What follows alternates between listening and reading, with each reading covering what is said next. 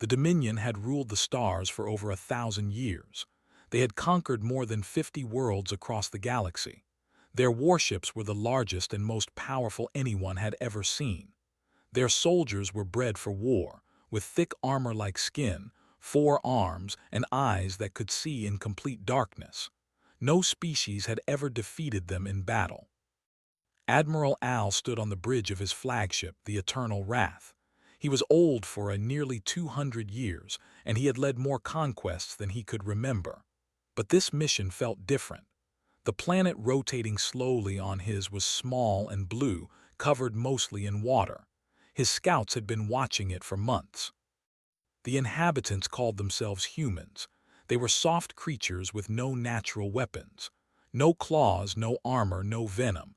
They could not see in the dark or breathe underwater. By standards, they were barely more than animals. But they had something interesting. They had built machines. They had split the atom and reached their own moon. They had filled their skies with satellites and their seas with submarines. For such weak creatures, they had done well.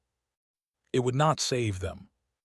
"Admiral," said his second-in-command, a younger named OK. "The fleet is in position. 300 warships as you ordered."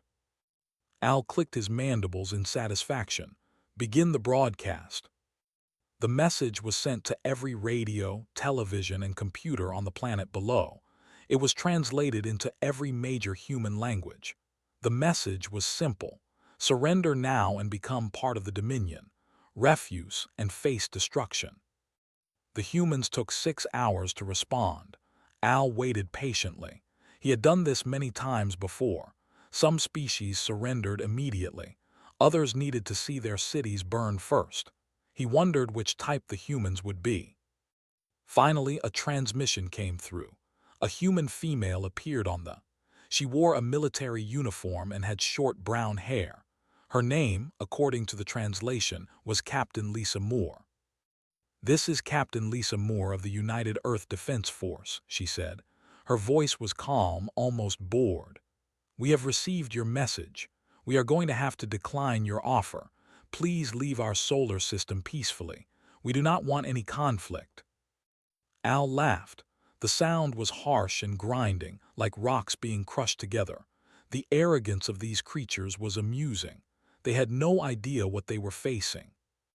"You have 1 hour to reconsider," he replied.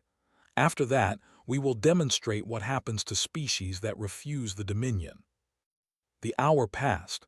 The humans did not change their answer. Al ordered the first strike on a coastal city called San Francisco. 20 warships descended through the atmosphere. Their plasma cannons turned buildings into ash and streets into rivers of melted stone. The humans tried to fight back. Their jets fired missiles at the ships. Their tanks shot shells that bounced harmlessly off armor. 14,000 humans died in the first hour of the attack. They pulled back and waited. Surely now the humans would understand. Surely now they would surrender. Instead, the humans evacuated their coastal cities and prepared for war. Al was impressed despite himself. These creatures had courage. It was foolish courage, but courage nonetheless. He almost felt sorry for what he had to do next. The full invasion began the next day. 300 warships spread across the planet, destroying military bases and government buildings. Human armies fought back with everything they had. Their soldiers were brave and skilled. Their weapons, while primitive, were effective in large numbers. They even managed to bring down a few ships. But it was not enough. It was never going to be enough. The war lasted 3 weeks. 12 million humans died. Their cities burned. Their armies were destroyed. Their leaders were captured or killed. In the end, there was no choice left. A group of human officials met with Al on the steps of a ruined building they called the Capitol. They signed documents agreeing to rule. They promised to pay tribute, provide resources, and accept governors. In exchange, the killing would stop. Al watched them sign with their strange flat fingers. Their hands were shaking. Some of them were crying. He felt nothing but contempt. Weak creatures always cried when they lost. "You made the right choice," he told them. The Dominion is not cruel. Obey our laws, pay your tributes, and your people will be allowed to live in peace. A human male looked up at him. He was older than the others, with gray hair and tired eyes. His name was Senator William Carter. "We understand," Carter said quietly. "We will comply." Something in his voice made Al pause. There was no fear in it, no despair, just a flat, empty acceptance that somehow felt wrong, but the Admiral dismissed the feeling. He had seen many species surrender. They all sounded different. The occupation of Earth began. Over the next 5 years, Earth became a model colony. The humans worked in mines and factories, extracting resources for the Dominion. They paid their tributes on time. They followed laws without complaint. There were no rebellions, no resistance movements, no acts of terrorism. The administrators were pleased. Some of them even grew fond of their human subjects. The creatures were clever and they learned quickly and adapted to new situations. They made excellent servants. Governor Han, who had been appointed to rule Earth, often said that humans were the best conquest the Dominion had ever made. So little trouble, so much profit. But there were things they did not see, things the humans hid very carefully.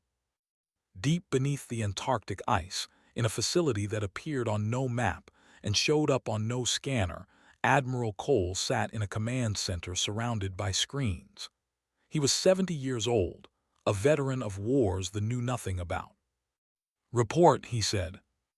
A young officer named Daniel Price pulled up a holographic display.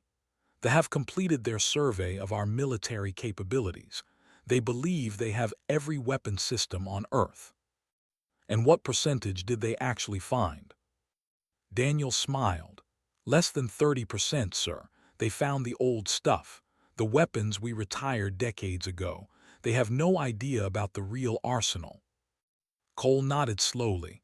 "Good. What about the enhancement program?" "Proceeding on schedule. We have over 200,000 soldiers in cryogenic suspension, all with full genetic modifications. They can be awakened within 6 hours of receiving the order." "And the ships?" "Ready and waiting, sir. The scanners can't penetrate the ice. They don't even know this facility exists." Admiral Cole leaned back in his chair and closed his eyes. 12 million people had died in the invasion. 12 million sons and daughters, mothers and fathers, friends and lovers. He had watched from this bunker as cities burned and armies were destroyed. And he had done nothing, because stopping the invasion was never the plan. The plan was much bigger than that. "How much longer?" he asked. "Commander Wells believes we need at least 2 more years of intelligence gathering. We need to understand their political structure, their military deployments, their supply lines. When we strike, we need to strike everywhere at once." Cole opened his eyes and looked at the screens showing peaceful human cities under occupation, children playing in parks, workers heading to factories, soldiers in uniforms patrolling streets. All of it was a mask, all of it was a lie. The humans were not defeated, they were waiting. And when the time came, they would learn what humans were really capable of. 5 years had passed since the conquest of Earth. They had grown comfortable. They walked through human cities without fear. They ate human food and watched human entertainment. Some of them had even learned to speak human languages without their translation devices. Aura was one of the science officers assigned to Earth. Her job was to study human technology and history. It was considered a boring assignment. Human technology was primitive. Their history was full of wars and suffering that seemed pointless. Most scientists wanted nothing to do with the work. But Aura was curious by nature. She spent her days reading human books and examining human machines. She visited their museums and libraries. She talked to human scholars who seemed happy to answer her questions. One day she noticed something strange. She was reviewing military records from before the invasion. The humans had been required to hand over all their defense documents as part of the surrender agreement. Aura had been going through them for months, weapons and strategies. But there were gaps, references to programs that had no details, mentions of facilities that did not appear on any map, budget reports that showed money going to departments that officially did not exist. At first, she thought it was just poor record keeping. Humans were not as organized as, but the more she looked, the more gaps she found, and the gaps followed a pattern. She brought her concerns to her supervisor, a older named. "You are seeing things that are not there," told her. "The humans are primitive. They probably just lost the records." "With respect, sir, I do not think so. Look at this." Aura showed him a document. "This is a budget allocation from 30 years before our arrival. It shows a payment of several billion human currency units to something called Project, but there is no record of what Project was. No facility, no personnel files, no results." Shrugged his four shoulders. "So they had secret projects, many species do. It does not mean anything." "But there are dozens of these, sir. Maybe hundreds. And they all disappeared at the same time, about 20 years before our invasion. It is like someone erased them on purpose." "Why would they do that?" Aura hesitated. "I do not know, but I think we should investigate further." Laughed, a wet bubbling sound. "You have too much imagination, Aura. The humans surrendered. They are beaten. Whatever secrets they had are meaningless now."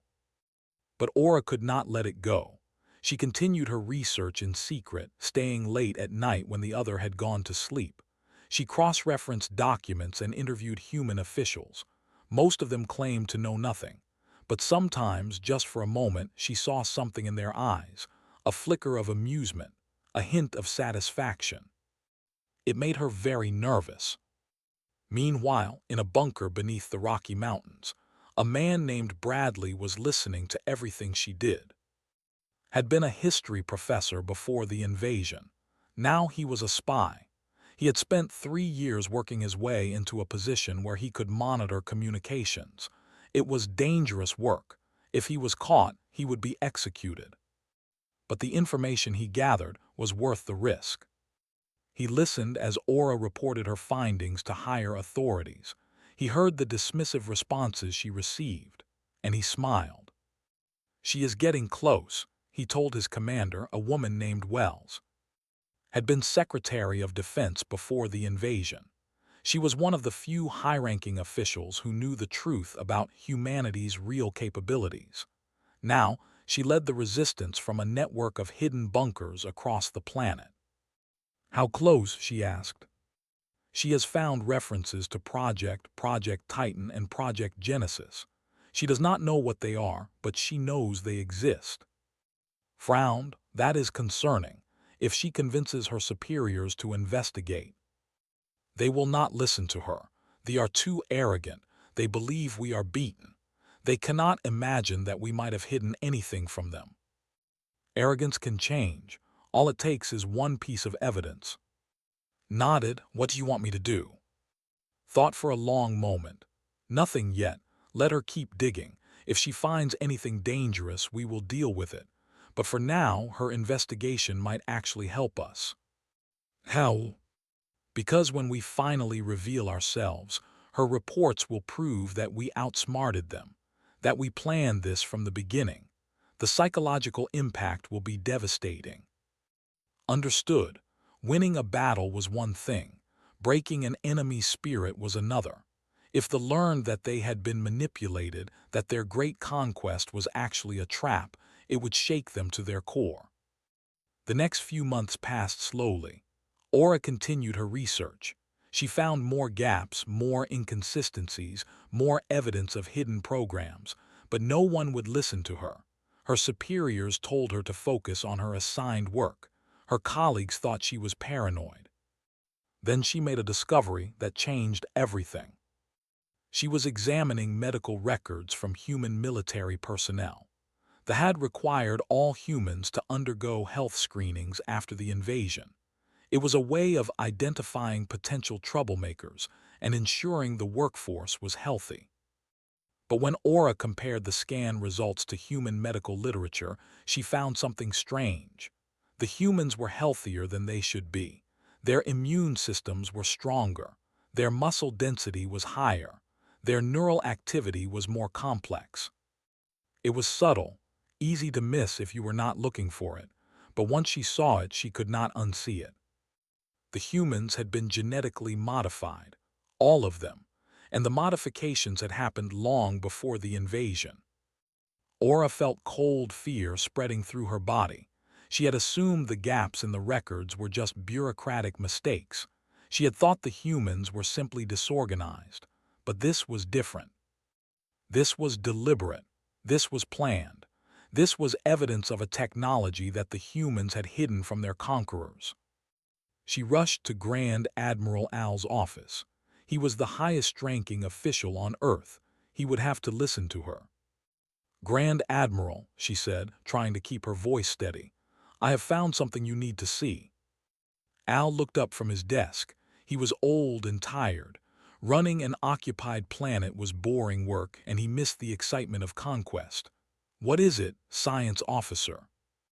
Aura showed him her findings, the gaps in the records, the hidden projects, the genetic modifications. She explained what she thought it meant. Al listened in silence. His expression did not change. When she finished, he sat back in his chair and stared at her for a long moment. "You are saying," he said slowly, "that the humans we conquered were not showing us their true capabilities, that they have been hiding technology from us for 5 years, that their entire species has been genetically enhanced without our knowledge." "Yes, Grand Admiral." "And you expect me to believe this?" "The evidence is clear, sir. I can show you." Al raised one of his 4 hands. "Enough, I have heard enough." He stood up and walked to the window. Outside, the human city continued its daily routine. People walked to work. Children went to school. Everything was peaceful. Everything was normal. "If what you say is true," Al said quietly, "then we have made a terrible mistake. We thought we conquered these creatures, but perhaps—" He did not finish the sentence. The alarm started screaming before he could. Across the planet, in hidden facilities beneath ice and rock and ocean, human soldiers were waking up. Human ships were powering their engines. Human weapons were coming online. The waiting was over. The real war was about to begin. The first sign that something was wrong came from Antarctica. A monitoring station detected massive energy readings from beneath the ice. The readings were unlike anything in their databases. They tried to scan deeper, but their instruments could not penetrate whatever was down there. Before they could report their findings, the ice exploded. Ships rose from the frozen continent like a swarm of angry insects. They were sleek and black, shaped like arrowheads, and they moved faster than anything they had ever seen. There were thousands of them. They filled the sky and kept coming. Grand Admiral Al watched from his flagship in orbit. His mandibles clicked nervously as he tried to understand what he was seeing. "What are those?" he demanded. "Those are not human ships, we all their vessels." His officers had no answer. They were too busy panicking. "All ships battle formation," Al ordered. "Target those vessels and fire." The fleet responded immediately.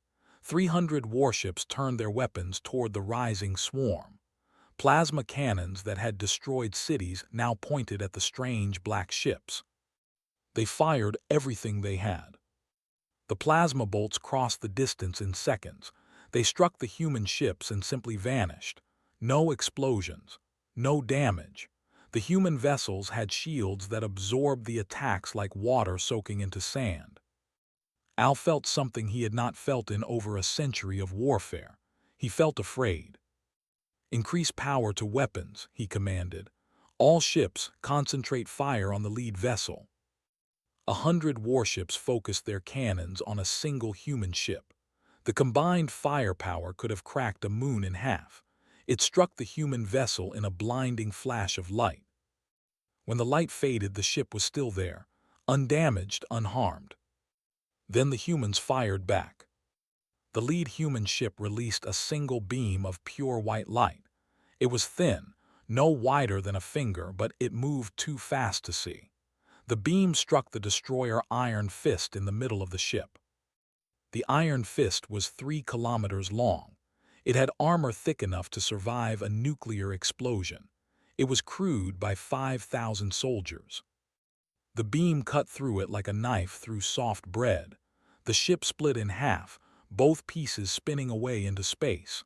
Fires erupted from the broken sections. Escape pods launched desperately. Within seconds, the Iron Fist was nothing but debris. Al could not speak. He could not move.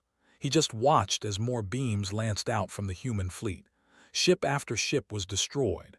The fleet, which had never lost a battle in 300 years, was being torn apart. "Retreat," Al finally managed to say. "All ships retreat to the jump point." It was too late for many of them. By the time the surviving ships reached safe distance, they had lost over 100 vessels. More than 50,000 soldiers were dead. And the human ships were not even chasing them. They simply formed up in orbit around Earth, a wall of black arrowheads that dared anyone to come closer. On the surface of Earth, the liberation had begun. Bradley led a team of enhanced soldiers through the streets of Denver. Before the enhancement, he had been a normal man, average strength, average speed, average in every way. Now he could run faster than a car. He could punch through concrete walls. His eyes could see in complete darkness, and his ears could hear a whisper from 100 meters away. The genetic modifications had been developed over decades. Human scientists had worked in secret, improving their own species bit by bit.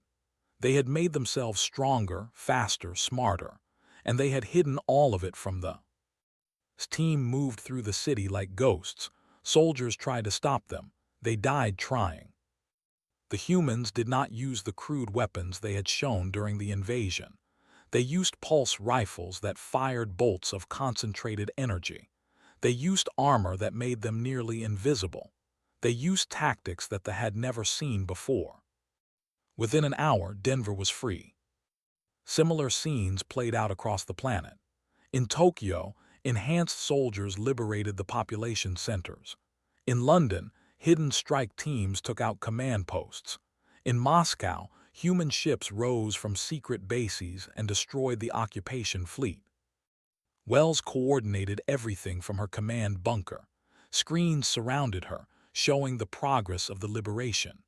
Green lights spread across the map of Earth like a healing wave. "Beijing is secure," reported one of her officers.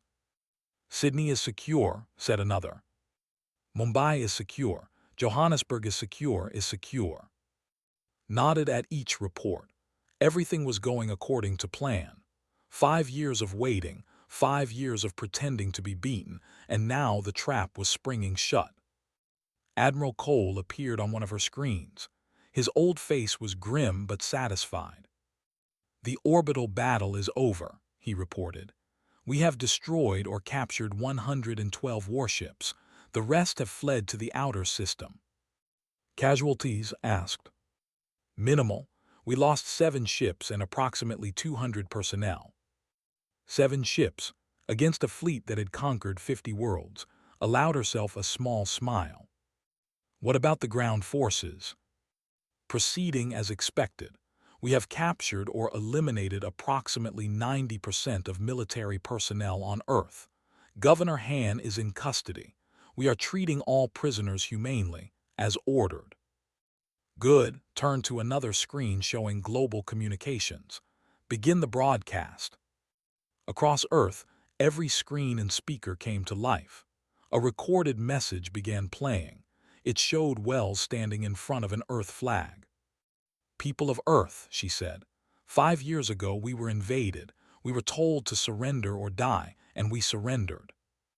The message continued, explained what had really happened. She told them about the hidden weapons and ships. She told them about the genetic enhancements. She told them about the plan to let them think they had won while humanity prepared its real defense. We sacrificed 12 million of our people to protect 7 billion, she said. It was the hardest decision any human leader has ever made, but it was necessary, because we knew that if we fought with everything we had, they would return with a larger fleet. They would call for reinforcements. They would destroy us completely. She paused, her eyes hard. So we let them think they had won. We let them study our decoy weapons and our fake technology. We let them grow comfortable and arrogant. And when the time was right, we showed them what humanity is really capable of. The message ended with a promise. Earth would never be conquered again.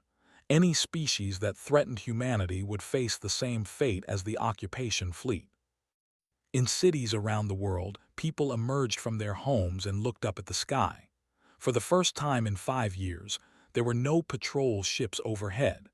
Only the sleek black shapes of human vessels standing guard over there. Many people cried, some laughed, others just stood in silence trying to understand what had happened. They had been told they were beaten. They had been told they were slaves, and all along their own people had been preparing to set them free. Bradley stood in the ruins of the Denver headquarters.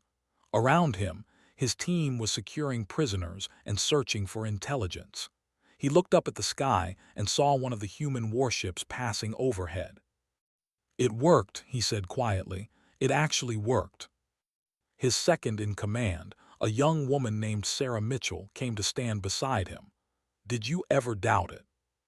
Thought about the 5 years of pretending, the 5 years of bowing to soldiers, the 5 years of watching his people work in mines and factories for alien masters. "Every single day," he admitted, "every single day I wondered if we had made a terrible mistake, if we should have fought from the beginning, if the sacrifice was worth it." And now, watched as groups of human civilians began gathering in the streets.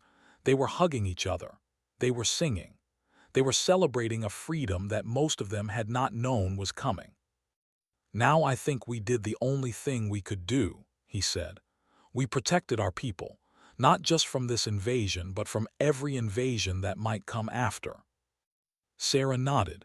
"They will tell the other empires about what happened here." "Yes, they will. They will warn them not to attack Earth." Smiled. It was not a pleasant smile. "That is exactly what we want. Fear is a weapon too, Sarah, and after today, every species in the galaxy will be afraid of humanity." It was not the ending anyone had expected, but it was the ending humanity had planned. And it was only the beginning. Governor Hand sat in a small white room. The walls were bare. The furniture was simple. A table, 2 chairs, a single light overhead. It was not a prison cell, not exactly, but it was not freedom either. He had been here for 3 days. The humans had given him food and water. They had treated his minor injuries. They had been polite and professional, but they had not explained what was going to happen to him. The door opened. A human woman walked in and sat down across from him. She was older, with gray hair and deep lines around her eyes. She moved like someone who carried a great weight on her shoulders. "Governor Han," she said, "I am Wells. I was the Secretary of Defense before your people invaded Earth." Han studied her carefully. He had seen images of human leaders before, but he had never met one in person. They had all been killed or captured during the invasion. Or so he had thought. "Secretary Wells," he said, "I assume you are here to execute me." Shook her head. "No, we do not execute prisoners of war. That is not who we are." "Then what do you want?" "I want to explain what happened, and I want you to deliver a message to your High Council." Han leaned back in his chair. His 4 arms were bound, but his mind was free. He had been trying to understand the situation since his capture. Nothing made sense. "I have many questions," he said. "I expected you would. Ask them." "How?" Han gestured at the walls around them. "How did you hide all of this from us? We scanned your entire planet. We examined every facility, every weapon. How did you keep all of this secret?" Smiled. It was a tired smile full of old pain, because we started hiding things before you arrived, long before. She explained. She told him about the secret programs that had begun decades before the invasion. She told him about the bunkers dug deep beneath ice and rock and ocean. She told him about the genetic enhancements that had been given to the entire human population, slowly and quietly, over generations. We knew someone would come eventually, said. We detected radio signals from other star systems over a century ago. We knew we were not alone, and we knew that whoever was out there might not be friendly. So you prepared. We prepared for the worst possible scenario. We built weapons that could defeat any known technology. We trained soldiers who could fight any enemy, and we hid everything so well that even we sometimes forgot it existed. Han felt sick. They had thought they were conquering a primitive world. They had thought the humans were helpless, and all along they had been walking into a trap. The invasion, he said slowly. The 12 million who died, you could have stopped it. You could have used your real weapons from the beginning. His face became hard. Yes, we could have. Then why did you not? Because we needed to understand you. Stood up and walked to the wall. She pressed a button and a screen appeared showing a star map. They are one species, one empire, but there are others out there, dozens of them, maybe hundreds. If we had defeated you immediately, you would have returned with allies, with more ships, with weapons we had never seen. She pointed to the map. We needed intelligence. We needed to know how your ships worked, how your government operated, how your military was organized. We needed to know who else was out there and what they were capable of. So you sacrificed your own people. We sacrificed 12 million to save 7 billion. Turned to face him. Her eyes were wet. Do you think that was easy? Do you think we did not mourn every single death? I knew people who died in the invasion, friends, family. I watched your ships burn their homes and did nothing because the plan required it. Han had nothing to say. He had led many conquests. He had killed many enemies. But he had never imagined that a species would deliberately let millions of their own die as part of a strategy. It was monstrous, it was brilliant, it was terrifying. What happens now? He asked. Now you deliver our message. Return to her seat. The Dominion will release all conquered worlds within 1 standard year. You will stop all military expansion. You will accept human observers to ensure you are following these rules. And if we refuse? Hesitated. Then she pulled out a small device and placed it on the table. A holographic image appeared. It showed a microscopic view of something biological. This is called the Genesis Protocol, said. It is a biological agent designed by our scientists. It can be programmed to target specific genetic markers. We can create a version that will kill every in the galaxy while leaving every other species unharmed. Han stared at the image. That is genocide. Yes, it is. Did not look away from his eyes. And we do not want to use it. We do not want to kill your entire species. We are not monsters, but if you force us to choose between your extinction and our survival, we will choose our survival. Every time. The room was silent. Han could hear his own heart's beating. 2 hearts, one of the many ways were different from humans. Both of them were pounding with fear. You would really do it, he said. You would really kill us all. We would do whatever it takes to protect our people. We have already proven that. Han thought about the 12 million humans who had died in the invasion. He thought about the leaders who had made the decision to let them die. He thought about a species that would sacrifice its own children to defeat its enemies. They had conquered many worlds. They had faced many opponents, but they had never faced anything like this. I will deliver your message, he said finally. Thank you, stood up. We will provide you with a ship. You will leave tomorrow. She walked to the door, then paused.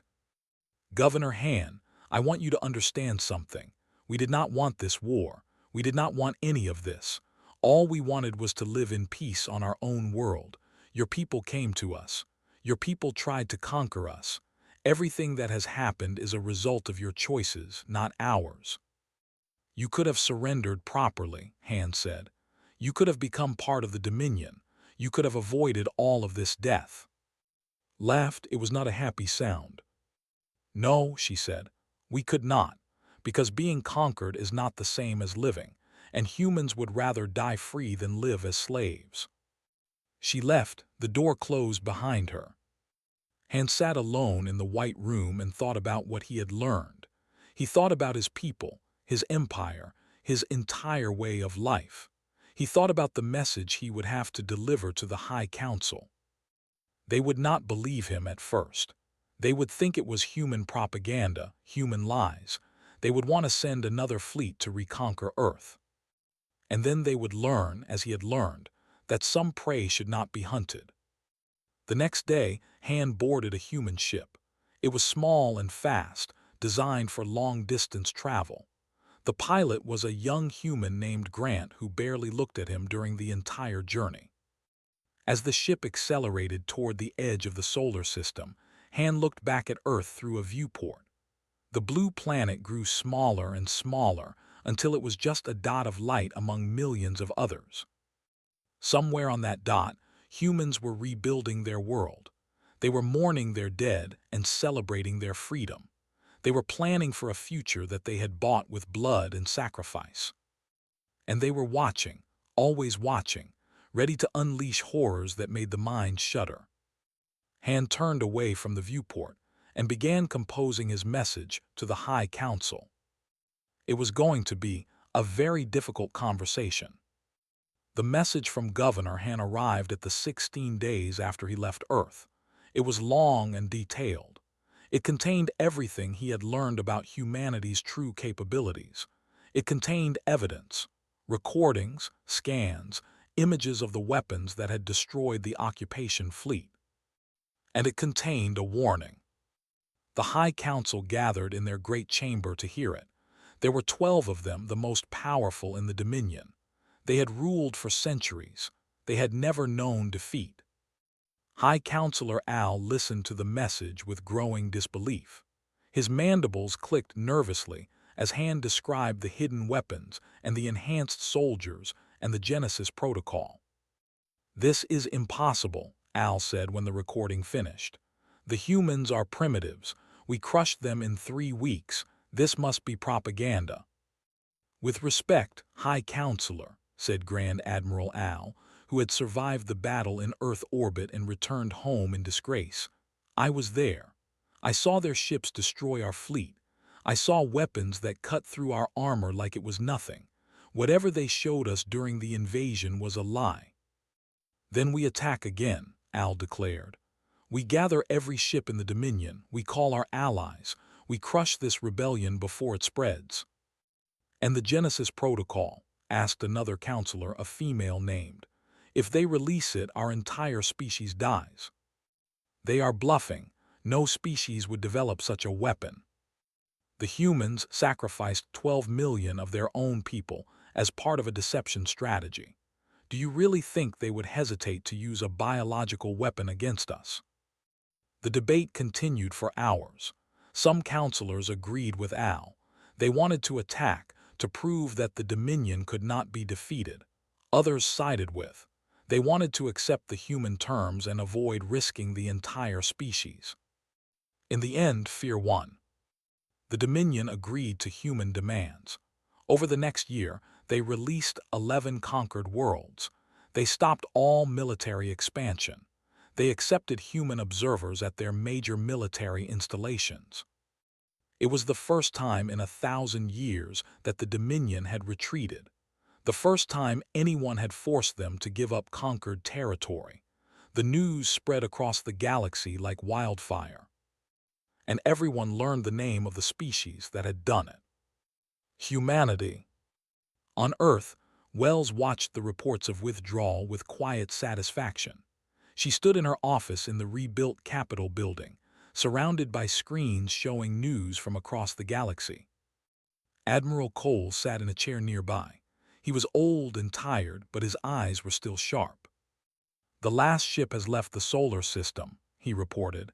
"We have achieved everything we planned." "Not everything," said. "We have survived. We have freed ourselves, but we have also made enemies. They will not forget what we did to them, and there are other empires out there that will see us as a threat." So what do we do? Turn to face him. We prepare. We build alliances with the species the conquered. We develop new technologies. We expand our fleet. And we make sure that no one ever underestimates humanity again. Cole nodded slowly. The galaxy is a dangerous place. It is, but we have proven that we can survive in it. We have proven that we can fight back. And we have proven that we are willing to do whatever it takes to protect our people. She walked to the window and looked out at the city below. Washington, D.C. was being rebuilt. New buildings rose from the ruins of the old. People filled the streets, going about their daily lives. Children played in parks. Workers headed to offices. It looked almost normal, almost peaceful. But beneath the surface, everything had changed. The humans who walked those streets were not the same humans who had existed before the invasion. They were stronger, faster, smarter. They carried within them genetic modifications that would pass to their children and their children's children. And they knew, as no generation before them had known, that they were not alone in the universe, that there were things out there that wanted to destroy them. That survival required vigilance and strength and sacrifice. In a small apartment in New York City, Bradley sat with his family. His wife, a woman named Maria, held their young son on her lap. Their daughter played with toys on the floor. "Daddy," his son asked, "is it really over? Are the aliens really gone?" Looked at his son's face, so innocent, so hopeful. He remembered his own childhood before the invasion, when humans had looked up at the stars and wondered if anyone else was out there. Now they knew the answer, and they knew the cost of that knowledge.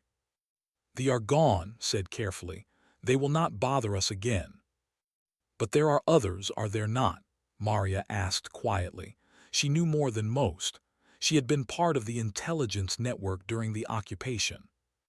"Yes, there are others." "Will they come for us too?"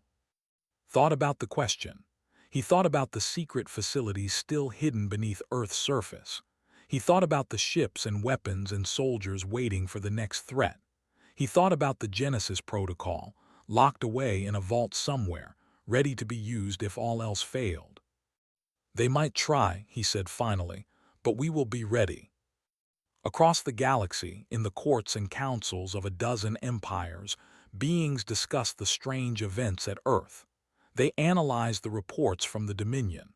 They studied the images of human ships and weapons. They debated what it all meant. Some called for immediate action. Destroy the humans before they became too powerful. Wipe out this dangerous species before they spread beyond their single world. Others urged caution. The humans had proven they could defeat a major empire. They had weapons that no one understood. They had shown a willingness to sacrifice their own people in pursuit of victory. Such an enemy should not be provoked lightly. And a few, the perhaps, suggested a different approach. Perhaps the humans could be allies rather than enemies. Perhaps their strength could be turned to shared purposes. Perhaps this strange, violent, brilliant species could become partners in building something better. The debates would continue for years. Decisions would be made and unmade. Alliances would form and break apart. The galaxy would never be quite the same. But one thing was certain. Every species that heard the story of Earth remembered it. Every empire that learned what humans had done took note. They had come to Earth expecting easy prey. They had found something else entirely. They had found a species that planned decades ahead. A species that hid its true strength until the perfect moment. A species that would sacrifice millions to save billions. They had found humanity. And humanity was just getting started. In the deepest vaults of the Antarctic facility, Admiral Cole walked past rows of sleeping soldiers. Enhanced humans, waiting in cryogenic suspension for the next war. There were millions of them now, trained and ready. Beside them, in sealed hangars, waited ships that made the vessels used against the look primitive, weapons that had never been tested, technologies that the rest of the galaxy could not imagine. They had seen humanity's second-best capabilities. They had been terrified by weapons that humans considered old and obsolete. If they ever saw what humanity was really capable of, they would not just be terrified. They would be beyond horror. Cole stopped at a window overlooking the main hangar. A new class of warship was being constructed there. It was larger than anything humanity had built before. Its weapons could crack planets. Its shields could survive a star-going supernova. "When will it be ready?" he asked the technician beside him. 3 years, Admiral, maybe 2 if we push." Cole nodded. 3 years. In 3 years, humanity would have a weapon that could challenge any force in the galaxy. And if that was not enough, they would build something bigger. Because that was what humans did. They survived, they adapted, they grew stronger. And they never, ever stopped preparing for the next fight. The stars stretched out before them, endless and full of danger. But humanity was no longer afraid. They had earned their place among those stars. They had paid for it in blood and sacrifice, and they would never give it up. The galaxy had discovered what humans were capable of when they held back. It would never discover what they were capable of when they did not. Because that day would never come, humanity would make sure of it. And the universe would be grateful, even if it never knew why.